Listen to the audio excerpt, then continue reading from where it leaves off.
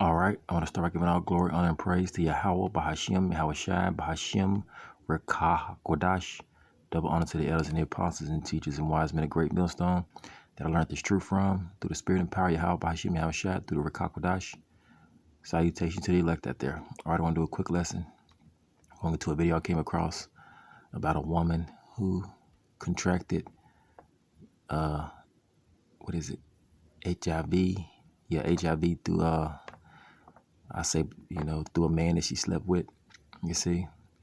And before I play the video, I'm going to start with the scripture right here. This is Ecclesiasticus 26. I'm going to read verse 25 first before I play the video.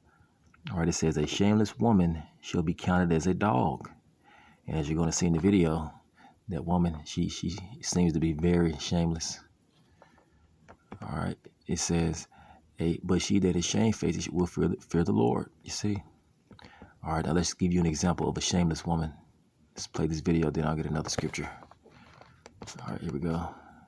Let's play the video.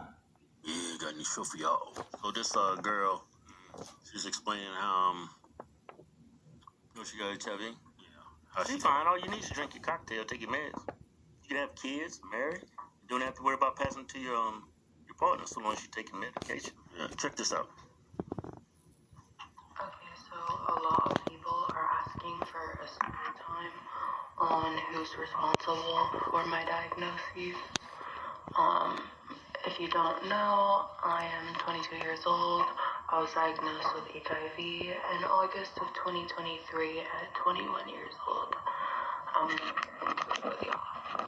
So I was 21. It was March of 2023 when I got my last STI and HIV test, and that was negative. I had just turned 21. I was outside. I was doing my thing. No shame. It is what it is. You heard that? No shame. It is what it is.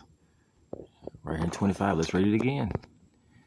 A shameless woman shall be counted as a dog, but she that is shamefaced will fear the Lord, you see. And as you can see in the video, this lady, she is a shameless woman. She says she has no shame. All right, let's get another scripture, then I'll continue the video. This is 25. Let's see, Ecclesiasticus 26 and 25. It says, a shameless woman shall be... Let's see. No, Salakia. Verse 10, Ecclesiasticus, I just read that. Ecclesiasticus 26, verse 10, Salakia. All right, it says, if thy daughter be shameless, keep her in straight way, lest she abuse herself through overmuch liberty. And this lady right here, it seems that she's abused herself through overmuch liberty by having what? Multiple sex partners. You see? And now she has HIV. You see? All right, let's continue the video. But, anyways, there's 3 people that I needed to tell. But, no shame. It is what it is. But, anyways, there's 3 people that I needed to tell from March to my diagnosis in August. And I'm going to get into each of the people. Okay, so the first person we're going to go back to. But the first person I met in April, and I had seen him probably once, twice a week, every week for maybe, let's say 2 months. So April, May, June, right? Okay. So the first person I had met in April, and I... All right, let's get another scripture, then I'll let the video play out. I want to get at least 3 scriptures. All right, this is Ecclesiasticus. And as you can see, she stated that she, slept with multiple men. She mentioned 3. It's Ecclesiasticus 26. Let's read this verse. It says, let's continue to read verse 11 and down from that. It says, watch over an impudent eye, and marvel not if she trespass against thee. Verse 12, She will open her mouth as a thirsty traveler when he have founded a fountain and drink of every water near her. You see, and that's what she did. She drank of every water that she came across. She slept with what, 3 men, as she stated in the video. Could be more. But every hedge will she sit down and open her quiver against every arrow, you see? And use your imagination, you see, concerning that. Open her quiver against every arrow. She has multiple sex partners, all right? Let's continue the video. I'd been sleeping with him on and off, like just as a situationship from April to May and June, right? We'll call him Tom.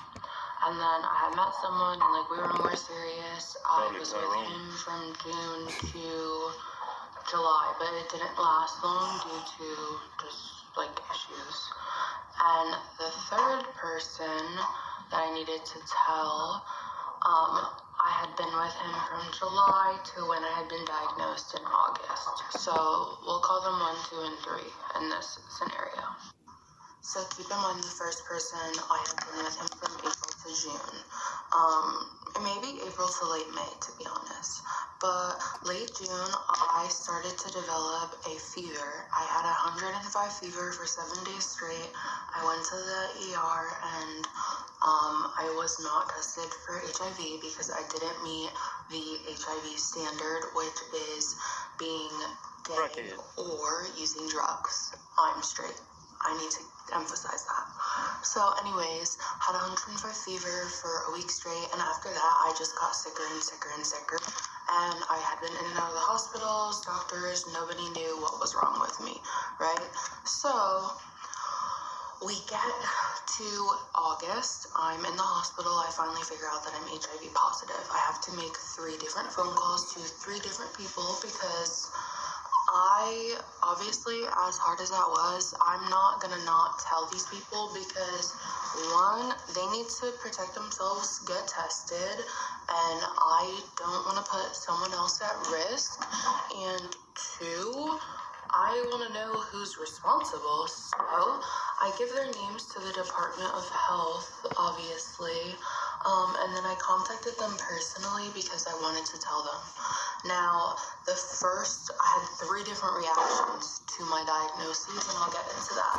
So the first reaction, he was sympathetic, he was so kind, like nice, and he was kind of confused. Like, I was like, okay, like, you need to go get tested, like, blah, blah, blah, blah, and he was kind of lost, like, what does all of this mean? Like, what is HIV? Like, I'm just confused. Like, he was very, like, kind of immature to what was going on. But I also had no clue about this before, so it was fine. I guided him in the right way, he got tested, provided me negative results. The second person was my boyfriend at the time. He treated me so bad, barely asked if I was okay when I was in the hospital, didn't check on me.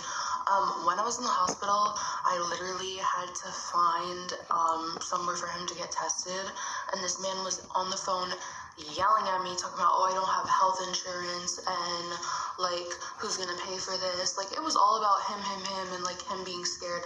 Never comforted me. Like, he was just, like, God showed me that he was not meant to be my boyfriend, and that was, like, a blessing in itself. At that time, it, like, upset me. I was devastated by that a little bit, because, like, I had just been stigmatized, and, like, you know, it was hard.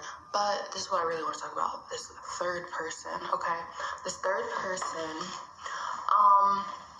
when I called him and I asked him, looking back now, at the time, I had been in the hospital for literally 5 days, hadn't even seen the sunshine, so I just wanted to, like, get off the phone, do this conversation and get off the phone, you know? I called him and I said to him, like, hi, you know, I've been diagnosed with HIV, and the first thing this man said to me was, oh, I'm so sorry to hear that. What's your treatment plan? In that moment, like, we talked for a little bit after that. Like, he was like, oh, I'm here for you, blah, blah, blah, like, XYZ. But he asked me what my treatment plan was. Why would you ask me what my treatment plan was unless you already had an understanding of HIV, right? So in the hospital, in the state that I'm in, the Department of Health will call you. They called me while I was in the hospital.